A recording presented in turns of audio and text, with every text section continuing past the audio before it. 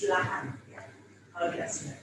Ini masalah penggunaan di Asia adalah banyaknya orang yang bekerja pada lahan yang sangat sempit. Mirip ya, mirip dengan ini Amerika Latin. Tiga elemen berkaitannya membentuk pola kepemilikan lahan tradisional menurut Profesor Gunnar Wiedendahl. Nah ini ya, ada tiga unsur yang berkaitan dengan pola kepemilikan lahan tradisional. Pertama adalah kelindasan dalam ekonomi. Kelindasan dalam ekonomi. Di sini sangat mengaruhi pola kepemilikan lahan di Asia.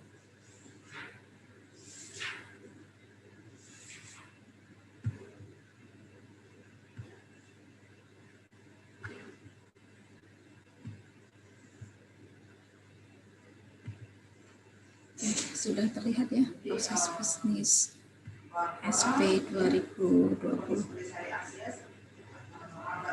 ya. Baik, Ibu teruskan. Jadi terakhir Ibu jelaskan bahwa untuk SP saat ini itu sudah dicoba dengan perwujudan dari satu data. Nanti juga akan tersambung ke area sampling ya. Tapi di sini baru data kependudukan saja ya. Secara data collectionnya di sini sudah kombinasi, ada online, ada offline juga. Di mana offline itu dilakukan untuk cross check dan juga untuk mengisi seandainya ada yang belum terdaftar. Apa memang ada yang belum terdaftar? Pasti ada aja. Ini serangkaian proses dari SP yang sudah berlalu. Jadi sebelum penjajahan lapangan itu sudah ada koordinasi dan konsultasi yang seperti sudah dibahas di awal, bahwa untuk pelaksanaan sebuah survei atau konsensus itu prosesnya panjang. Jadi tidak serta-merta tiba-tiba BPS survei atau sensus, tidak. Jadi ada proses koordinasi, konsolidasi antar instansi terkait sebelum survei atau sensus itu dilaksanakan. Kemudian penyiapan basis data dasar, di sini BPS tidak berdiri sendiri, tetapi juga bekerjasama dengan Dinas Kependudukan.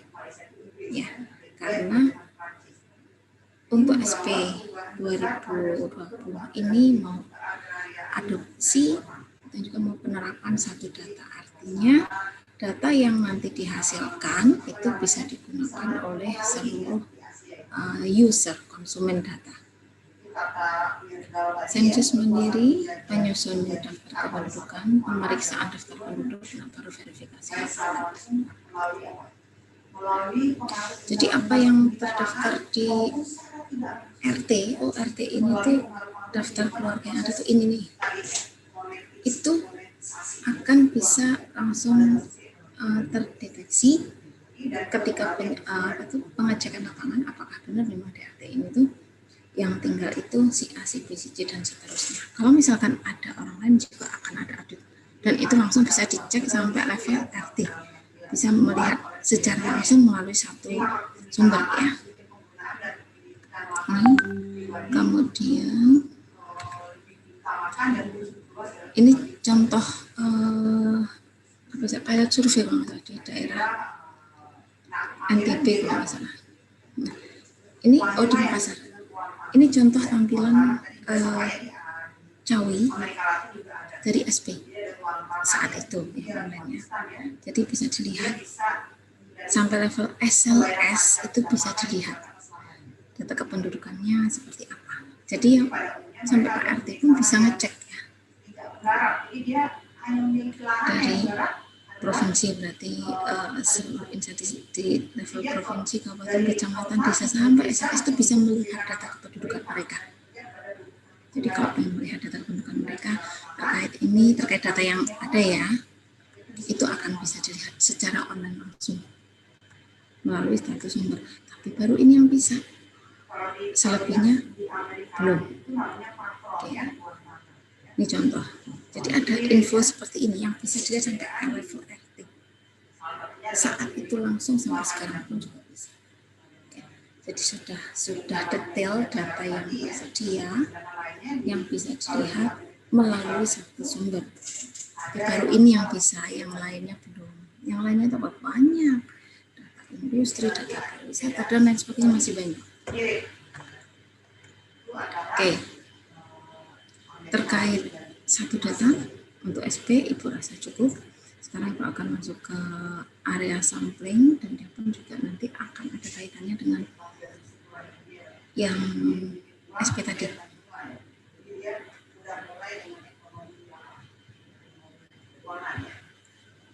Sekarang udah terlihat area sampling ya? Yep.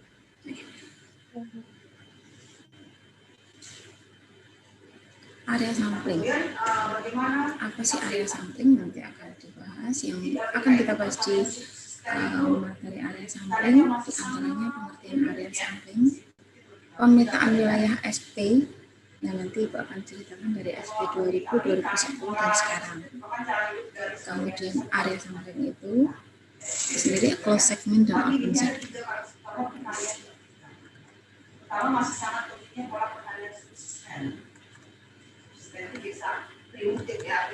Area sampling adalah metode sampling yang menggunakan area sebagai unit sampling, yaitu membagi habis wilayah menjadi suatu area yang bisa dijadikan sampling unit, contoh blok sensus. Jadi area sampling yaitu metode sampling di mana yang menjadi unit samplingnya atau yang menjadi sampelnya itu adalah area. Contohnya apa yaitu blok sensus? Contoh lagi apa kira-kira? Area sampling, yaitu sampel yang dipilih itu wilayahnya. Kira-kira apa?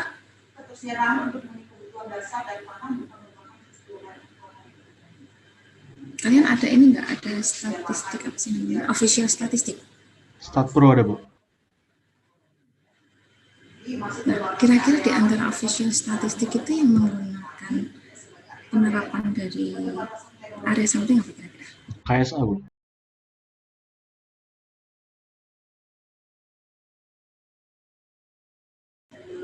Ya, KSA. Jadi KSA itu salah satu penerapan dari area sampling. Sebelum KSA apa? KSA itu kan menggantikan ya sebenarnya. Cuman memang belum 100% menggantikan. Estimate, Bu. Bukan. Tentang Ubinan. pertanian juga. Iya. Jadi KSA nanti jalannya bakal menggantikan metode ubinan. Ya. Kalau jadi kalau ubinan itu kan pembagiannya itu kan memang berdasarkan wilayah yang tersedia. KSA kan memanfaatkan foto satelit ya, dimana foto saat ini itu sudah sangat jelas sekali gitu. Misalkan toposi nampak samping, kanan, kiri, atas, bawah itu sudah kelihatan.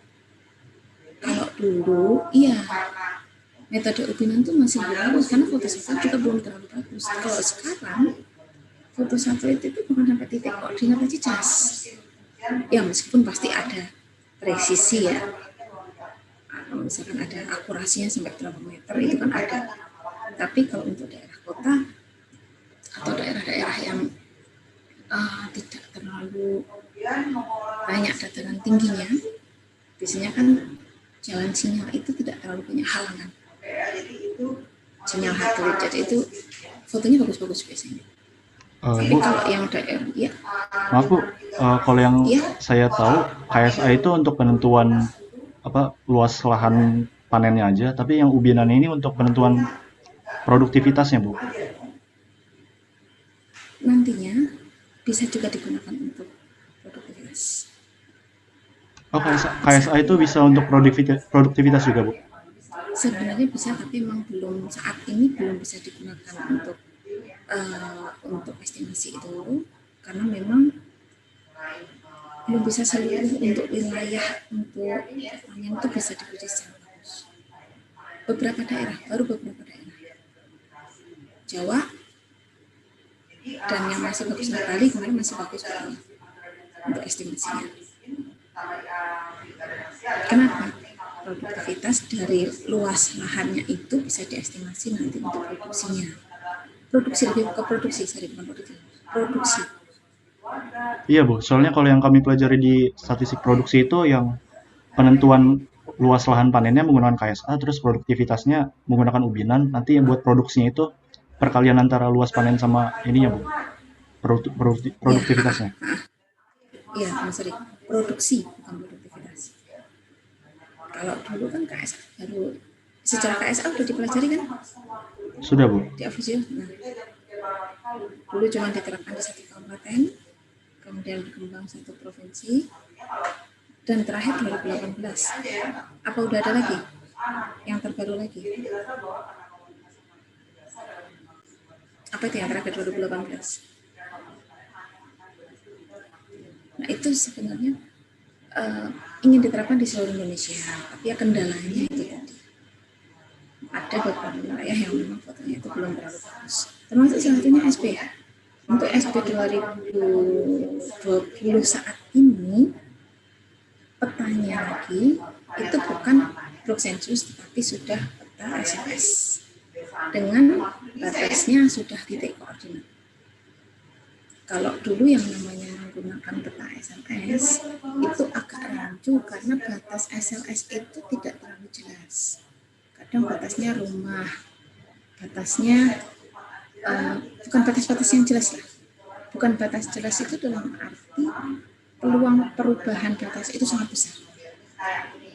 Misalkan batas artinya itu rumah Mr. X, jangka setahun misalkan udah dijual diganti yang punya Mr. Y, itu kan sudah berubah. Tapi kalau batasnya gang, peluang perubahan kecil. Makanya sampai SP 2010 itu BPS masih menggunakan blok sensus.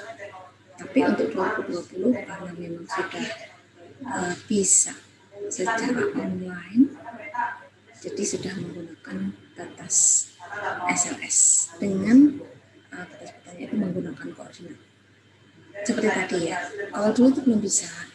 Jadi batas SLS itu hanya membantu identitas blok sensus itu ada di mana. Jadi dulu SLS itu hanya sebatas untuk membantu, karena saat tahun 2010 itu Android itu baru ada Android 1, Android 2, Android 1 kalau nggak salah. Itu pun masih yang merajai digital itu baru untuk HP itu BlackBerry. Jadi Android itu masih kalah sama BlackBerry. Dan foto Google-nya pun juga masih belum sebagus sekarang. Dulu itu rumah cuma kelihatan kotak-kotak itu, kayak miniatur gitu. Kalau kalian masuk STIS yang di depan di lobby itu kan ada miniatur STIS kan, itu yang kelihatan dari atas doang. Itu dulu. Kalau sekarang kan tampak kanan, kiri, depan, belakang jelas banget, bahkan tulisan untuk apa itu kan jelas ya. Jadi kita menggunakan batas berupa titik koordinat pun itu akan sudah jelas membatasnya di situ. Tidak sulit untuk mencari. Tapi dulu masih kesulitan sehingga masih menggunakan blok sensus. Ada sebagian yang sudah menggunakan batas SLS, tapi belum 100% bisa diterapkan di seluruh Indonesia. SP 2000 buru-buru. Foto yang paling bagus aja tuh rumah itu kayak kalian kalau naik pesawat itu, kalau di materi KSA kalian ada peta dasar untuk KSA itu kan ada kelihatan wilayah kayak hijau, wilayah ada rumah gitu. Nah, kayak gitu. Itu tahun 2000 tuh. Jadi kalau ada rumah yang di situ di pedesaan biasanya kan yang ada pohonnya itu banyak yang nggak kelihatan. Di perkotaan juga begitu, kelihatan rumah aja padahal masih ada area sawah, meskipun kecil ya, itu nggak kelihatan. Tapi kalau saat ini kan sangat jelas, jadi berkembang. Demikian juga seperti yang KSA itu tadi. Dulu hanya bisa diterapkan di kabupaten, dicoba. Semakin kesini semakin bagus. Bahkan pada saat PKL di Bali 2 tahun yang lalu, aplikasi yang dibuat oleh mahasiswa itu memiliki akurasi lebih dari 90% untuk memprediksi fase tumbuh padi itu sudah lebih dari 90%. Dan itu Ibu kurang tahu apakah itu digunakan di BPS atau tidak karena memang waktunya berbarengan dengan KSA yang tulisan BPS ya. Tetapi eh, aplikasi yang dibuat mahasiswa itu memprediksinya lebih bagus daripada yang digunakan BPS saat itu. Jadi sudah semakin ke sini memang semakin bagus dari penggunaan aplikasi digital yang ada. Oke. Pemetaan wilayah SP 2010, kita bicara dulu 2010. Meskipun saat ini kita sudah serba tersedia di depan mata, kalian cukup duduk, nyalakan HP atau laptop, dilihat kalian pengen apa, tinggal ngomong atau tinggal searching, tinggal geser-geser, keluar. Apapun yang dulu sulit, mahal, sekarang free. Cukup modal data. Misalnya dulu ya, Ibu kalau yang namanya, ini bagi Ibu ya, hal yang simpel aja.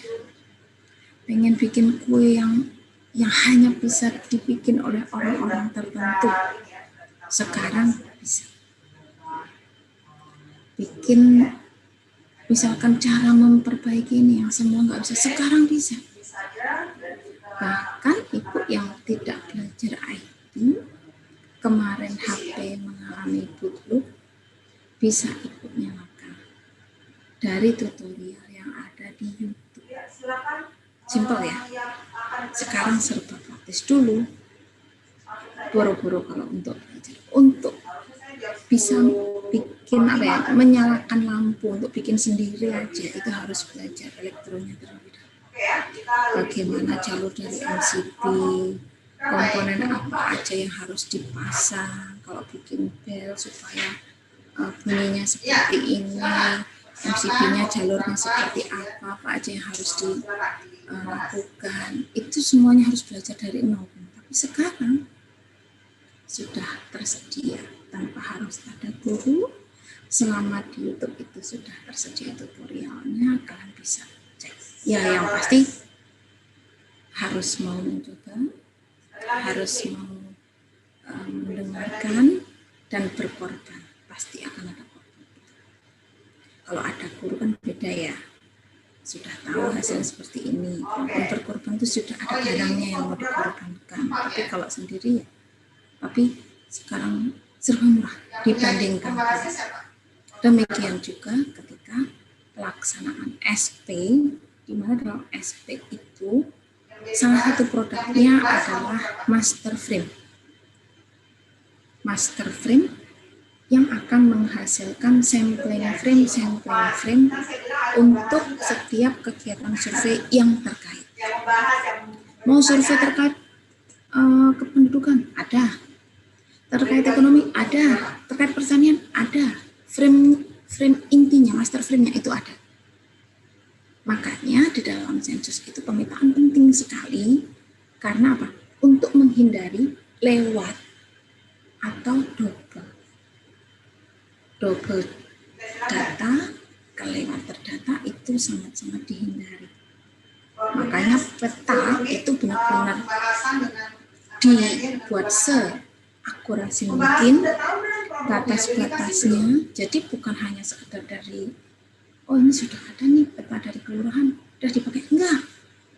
Meskipun sudah ada peta dari kelurahan, bahkan sampai peta level RT, tetap akan ada pemeriksaan lapangan dan pembuatan peta sensus. Itu pasti ada. Jadi bukan sekedar ngandelin dari foto atau peta yang sudah tersedia, tidak.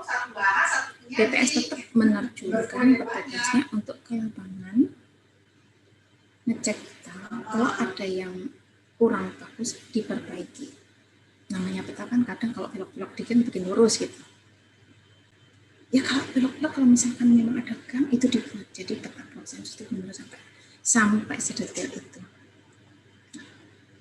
Persiapannya saja pada saat SP 2010 pembuatan peta itu sudah dimulai dari 2008. Persiapannya ya. Pemetaan itu kalau nggak salah 2008 akhir atau 2009-an itu. Pelaksanaan SP Mei 2010. Data publish awal itu tahun 2012. Data SP. Ya kan berapa tahun persiapan. Terus bagaimana yang SP saat ini? Sama persiapan pun sudah dimulai dari tahun 2018 kemarin. Karena ada uji coba. Tapi memang sih untuk persiapan SP online ini ada banyak hal yang, jadi kalau persiapan itu antara iya dan tidak. Karena iya dan tidak itu secara aplikasi sudah siap, tetapi untuk daerah-daerah yang di situ sinyal itu susah, yang sinyalnya itu mati nyala, keluar dari ibu kota provinsi masuk kabupaten dikit udah hilang timbul, itu yang mereka yang kesulitan. Jadi antara dan tidak sudah siap, tetapi fasilitasnya itu sendiri yang ada yang siap, ada yang belum. Makanya pelaksanaannya pasti masih akan perlu proses lagi, apalagi selama pelaksanaan ditambah corona, dimana kita sendiri kalau mau turun aja ya kalau wilayahnya lagi ditutup, kalau tidak, kalau dia kebetulan lokal PSBB ya sudah akan sulit juga kita untuk ke lapangan karena berbagai kondisi itu tadi. Oke, lanjut kita melihat pemetaan wilayah SP 2010 terlebih dahulu. Poin terakhir yang ketika dalam kegiatan survei yang dilakukan secara sampel, peta wilayah administrasi dan blok sensus akan dijadikan kerangka induk. Nah ini, karena dia akan dijadikan kerangka induk, makanya untuk dalam SP itu pemetaan itu penting sekali. Di sini pembuatan sketsa peta itu bukan hanya peta blok sensus, tetapi dari peta kabupaten ada, peta kecamatan ada, peta desa kelurahan ada, dan peta blok sensus. Di mana peta blok sensus itu yang akan menjadi kunci penempatan wilayah kerja. Kenapa kok kita perlu ada peta kecamatan dan lain sebagainya? Misalnya ada 2 blok sensus yang terpilih sebagai sampel, yang kebetulan dia berasal dari desa yang berdampingan. Kebetulan lagi blok sensus ini juga berdampingan. Otomatis petugas, masing-masing petugas itu hanya akan memiliki peta blok sensus. Jika mereka mengalami kendala untuk mengenali batas, karena untuk mengenali batas peta itu tidak segampang seperti teori ya, karena biasanya petugas pemetaan dengan petugas penjajah itu kan berbeda. Ketika ada kendala, dia bisa melihat di peta desa, oh batasnya seperti apa. Kalau batas desanya jelas gampang. Kalau batasnya misalkan jalan setapak yang ada di kebun, sedangkan situ ada rumah-rumah yang tidak terlalu jelas, karena juga pernah kejadian ya, udah dikasih patok batas desa, tetapi ternyata masih ada beberapa rumah yang masuk desa sebelah, tetapi dia secara wilayah itu sudah bukan desanya dia, tapi masih tanah yang punya rumah gitu. Jadi akhirnya ini orang mau dimasukkan kemana? Jadi secara fisik mereka tinggal di desa A, tetapi secara administrasi di desa B. Di situ yang agak terkadang terjadi kesulitan. Nah, ketika sudah saling mengenali, oh batas desanya seperti ini, di situ bisa dicari solusi untuk menghindari double atau lewat. Dasar pembuatan peta pada saat tahun 2010 itu dikumpulkan dari Google Earth, sudah ada saat itu peta dari Pak Suryono, sketsa peta dari sebelumnya, dan peta dari PDB. Karena saat itu masih seperti ini, silakan dadanya. Ini yang di Android saat itu. Jadi kan masih agak sulit kan, sedangkan itu satu gerombol aja itu udah berapa ribu rumah itu, berapa rumah tangga, belum untuk mengenali blok sensus segala macam, bangunan sensus, ini bangunan fisik apa ini, itu udah tidak mudah. Nah, sekarang kan gampang, benar bisa dilihat, oh ini gang buntu, gang X, TX segala macam lah rumahnya, oh ternyata ini yang katanya rumah ternyata ruko, itu kelihatan banget. Dulu seperti ini, makanya pemetaan masih sangat diperlukan. Ini untuk membantu juga. Kenapa kok kalau memang sudah ada dari ini ya, mungkin bertanya kenapa kalau dari sketsa BPS sebelumnya ada harus bikin lagi? pada saat tahun 2010 itu sampai tahun 2015-an itu masih banyak terjadi pemekaran. Karena sejak tahun 2000, sejak mulai digaungkan desentralisasi, itu banyak sekali pemekaran. Meskipun mereka sebenarnya belum siap secara SDM, tapi secara wilayah, jumlah penduduk, mereka mekar karena terlalu banyak muatan itu tadi. Ya, sehingga tetap perlukan adanya pemetaan kembali. Terus pada saat pemetaan katakan tahun 2009, apakah tahun 2010 mungkin terjadi perubahan? Mungkin saja. Tapi yang berubah biasanya administrasi. Yang misalkan desanya mecah, RT-nya pecah, itu perubahan masih ada. Karena saat itu memang banyak sekali perubahan sampai tahun 2015. Dari peta dasar tadi, kemudian dibuatlah catatan dari masing-masing blok sensus.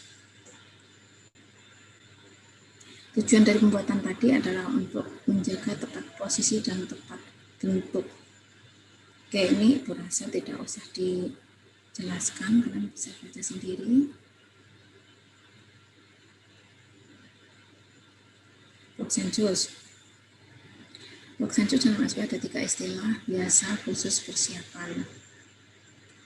Biasa berarti di situ ada blok sensus berarti wilayah yang membagi habis desa menjadi wilayah-wilayah yang lebih kecil dengan batas jelas dan muatan rumah tangganya 80 sampai 120 rumah tangga. Apakah faktanya ada yang di bawah 80 dan di atas 120? Ada. Ada di sini, ada yang kurang dari 80, biasanya di situ blok sensus persiapan. Blok sensus persiapan itu ya bisa lahan kosong atau bisa lahan yang memang di situ sudah ada penghuninya. Misalkan kayak perumahan yang baru dibuat. Itu termasuk salah satu blok sensus persiapan. Kalau yang lebih biasanya yang padat banget. Tapi lebih pun pasti akan dibatasi lah. Kalau misalkan sekiranya 200 lebih atau sekiranya sudah hampir 300, itu biasanya akan dibagi menjadi 2 blok sensus. Ini contohnya. Kemudian segmen, ada istilah segmen dalam peta blok sensus, yaitu wilayah yang merupakan bagian dari suatu blok sensus yang mempunyai batas jelas. Nah, di sini batas jelas. Nah, dari sini bisa aja dalam satu blok sensus itu terdiri dari satu segmen, bisa aja satu blok sensus itu sebagian dari segmen, bisa juga blok sensus itu terdiri dari beberapa segmen. Why? Segmen dengan blok sensus sama-sama dibatasi dengan wilayah yang memiliki batas jelas, tetapi bedanya kalau blok sensus ada muatan rumah tangga. Kalau segmen tidak ada muatan rumah tangga. Ya. Terus tujuannya apa pembentukan segmen? Ini untuk membantu identifikasi dari blok sensus. Batasnya tidak perlu Ibu ceritakan.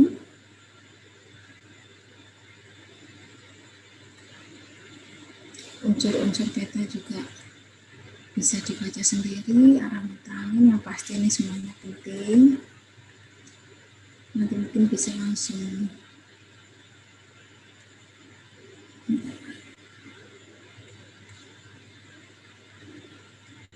nah ini contoh sketsa peta desa yang sudah dibagi menjadi blok sensus.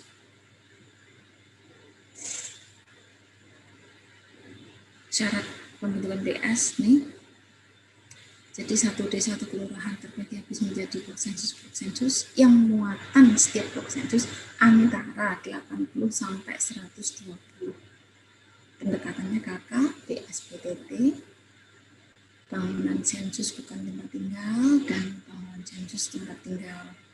Dan diperkirakan dalam jangka waktu maksimal 10 tahun, peluang perubahannya itu kecil. Ini karena itu tadi segmen tidak dibatasi oleh muatan, sedangkan blok sensus dibatasi oleh muatan. Jika di suatu wilayah tidak terdapat SLS, maka batas BS merupakan jelas. SLS yang memiliki muatan 150 atau lebih dapat dibagi menjadi 2 BS. Yang pasti batasnya harus yang sudah dikenali, mungkin bisa landmark. Landmark misalkan ada masjid, SD, atau apa yang sekiranya nggak akan berubah dalam jangka 10 tahun. Kemudian bisa dibaca sendiri selanjutnya.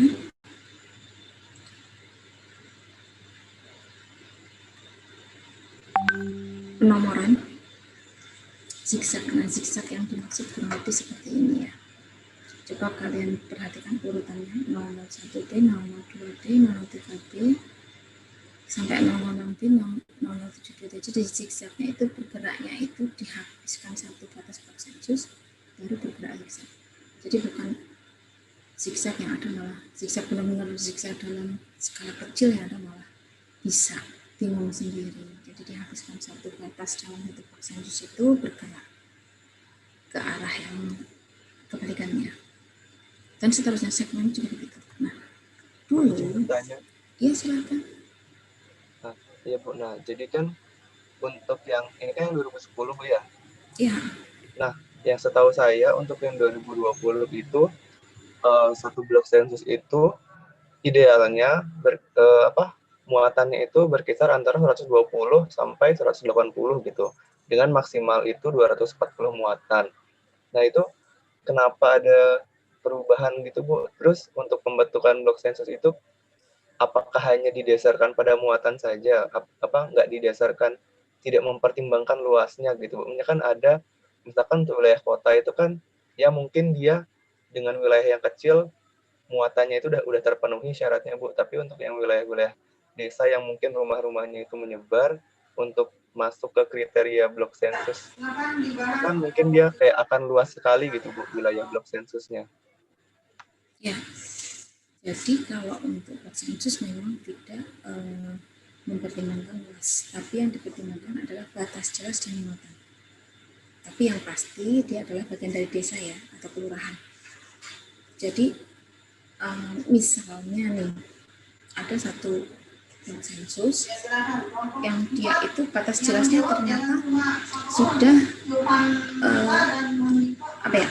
memasuki sebagian kecil wilayah desa lain.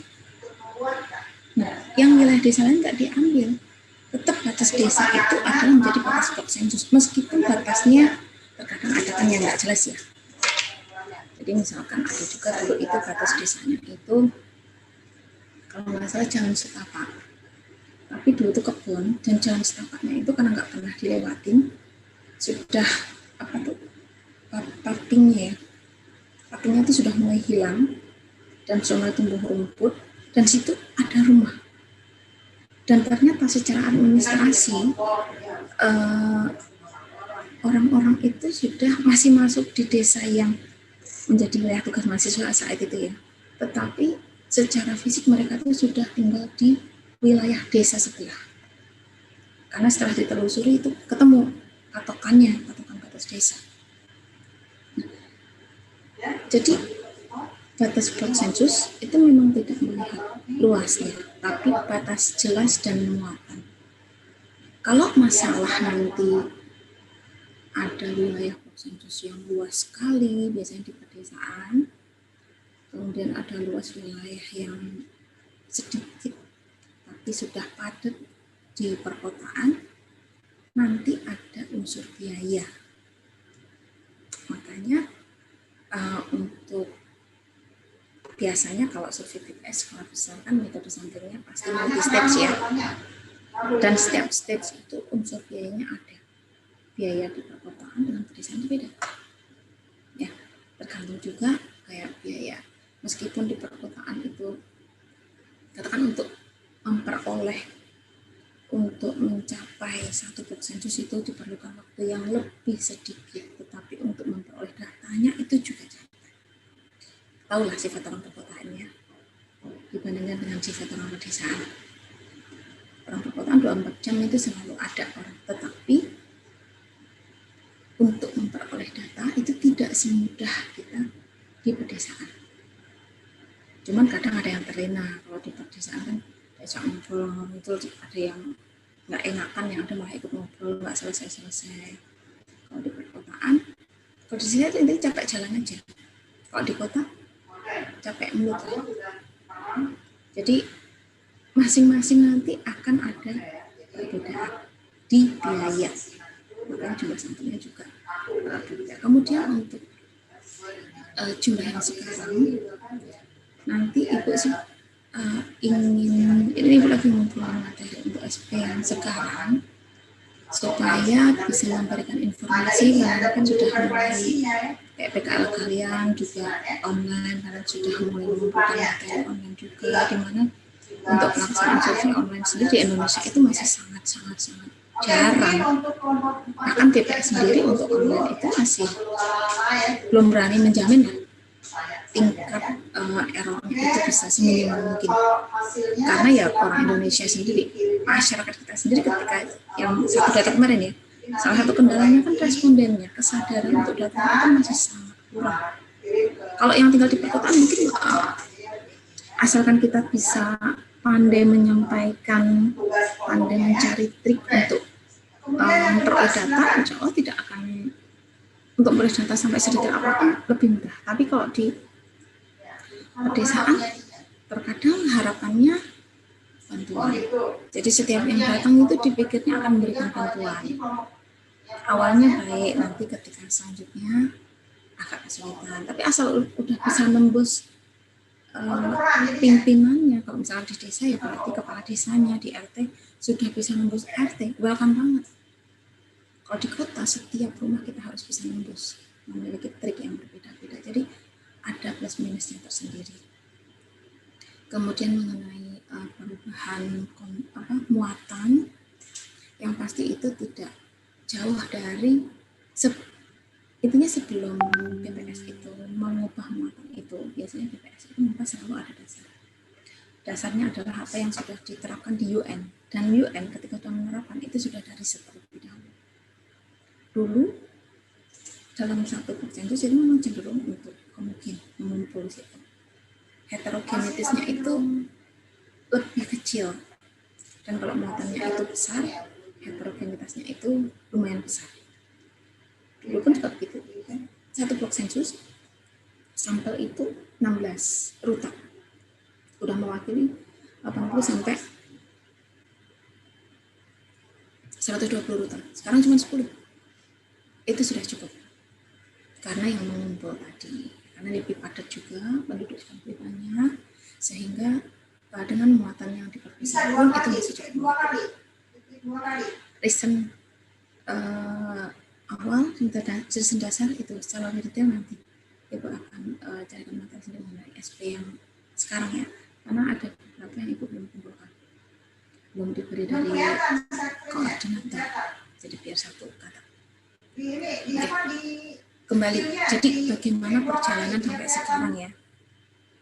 Kalau persiapan sekarang ibu rasa kalian lebih ini kok, untuk persiapan terutama SP atau terutama PKL kalian memiliki pengetahuan bahan yang jauh lebih banyak daripada kebanyakan orang TPS ini. Karena ini kan baru ya, suasana baru, nuansa baru yang terpaksa,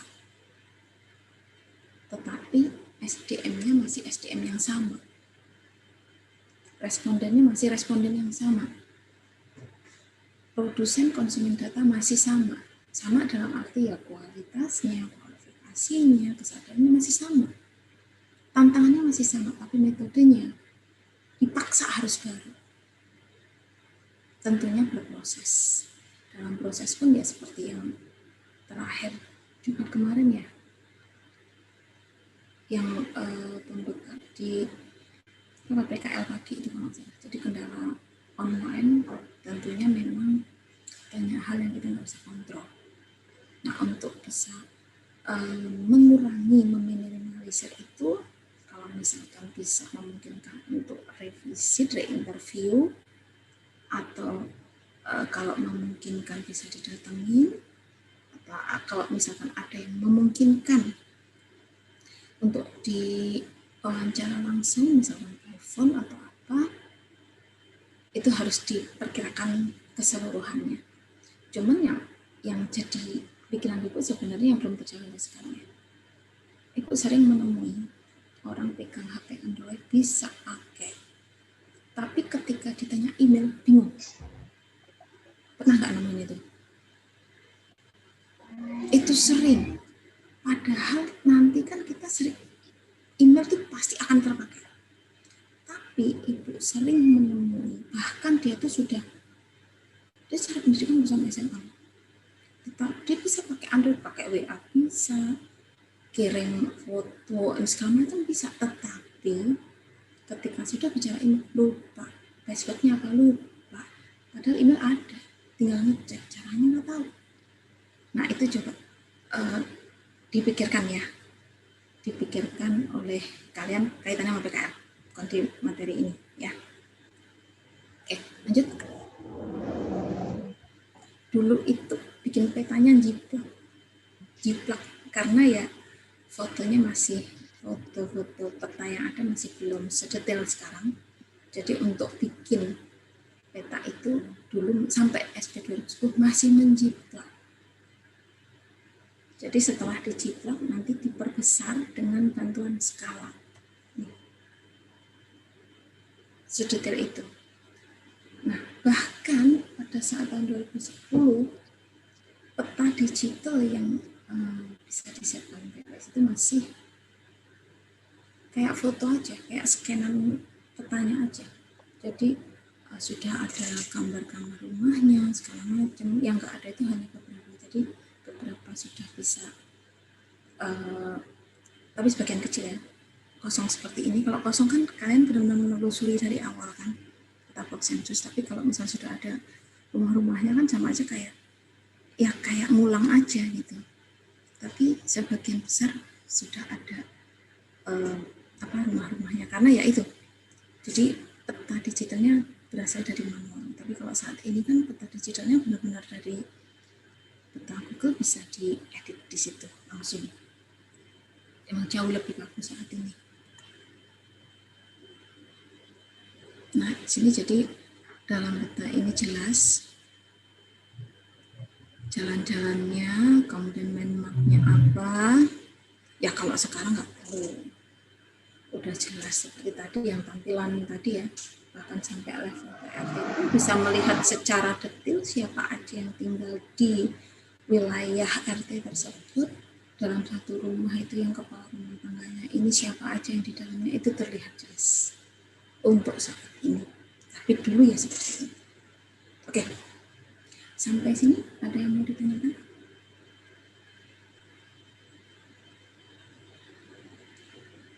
Ada yang mau ditanyakan?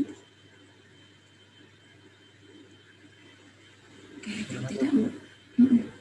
Mungkin hari ini kita sampai sini dulu. Nanti ada beberapa materi yang sudah Ibu upload ya, materi yang KSA. Ini nanti untuk sampel kita akan bicara area sampling fokusnya, tapi yang bukan box sensus ya, area sampling yang terkait ke pertanian, dan nanti akan untuk bahas contoh yang di KSA. Tapi karena kalian juga udah dapat materinya, bisa dibaca ya. Untuk SP mudah-mudahan nanti Ibu sudah bisa dapat bahannya, jadi di pertemuan berikutnya Ibu bisa sampaikan untuk yang SP terbaru ya. Oke, mungkin sampai sini dulu untuk pertemuan kali ini yang diupload. Cukup tugas kemarin, bisa dibagi, bisa aja satu file semuanya, pokoknya satu kelompok itu ya, yang bagian tugas yang menjadi kelompoknya yang diupload ya. Sebenarnya oke, sampai sini Ibu tutup. Assalamualaikum warahmatullahi wabarakatuh. Waalaikumsalam warahmatullahi wabarakatuh. Silahkan ditutup dengan doa. Ya Bu. Baiklah teman-teman, untuk mengakhiri perkuliahan sesi 1 kita pada sesi 2 kita pada siang hari ini, marilah kita berdoa menurut agama dan kepercayaan masing-masing. Berdoa dipersilakan.